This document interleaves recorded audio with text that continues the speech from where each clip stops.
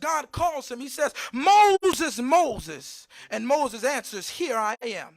God tells him, take off your sandals, for you are standing on holy ground. God then begins to tell Moses, I've seen the oppression of my people. I've seen their suffering as slaves. I've heard their cries. I have a land for them filled with milk and honey. Their cries have reached me. God says to Moses, now I'm sending you to Pharaoh.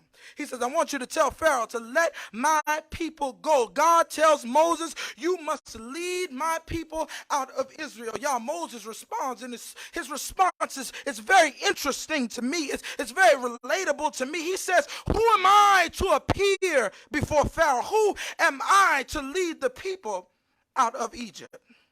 Have you ever been in that place?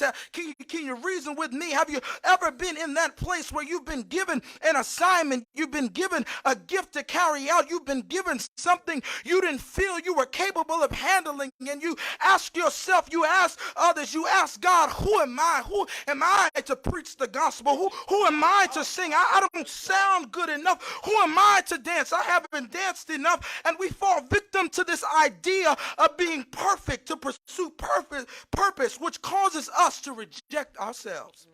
We know ourselves, every good, every bad, every up, every down, every healthy and every unhealthy thing. The list goes on. We know about ourselves. And when we don't reach this level of perfection that we make a non-viable requirement, we then reject ourselves. But then we are so foolish enough to believe that because we reject us, God will reject us. We put our trust in our insecurities, and we take our trust out of God, which produces the question, who am I? And perhaps in this moment, I know this is a preaching lab, but perhaps in this moment, God is calling you to be Moses to your own mindset, because you've been a slave to your own insecurities.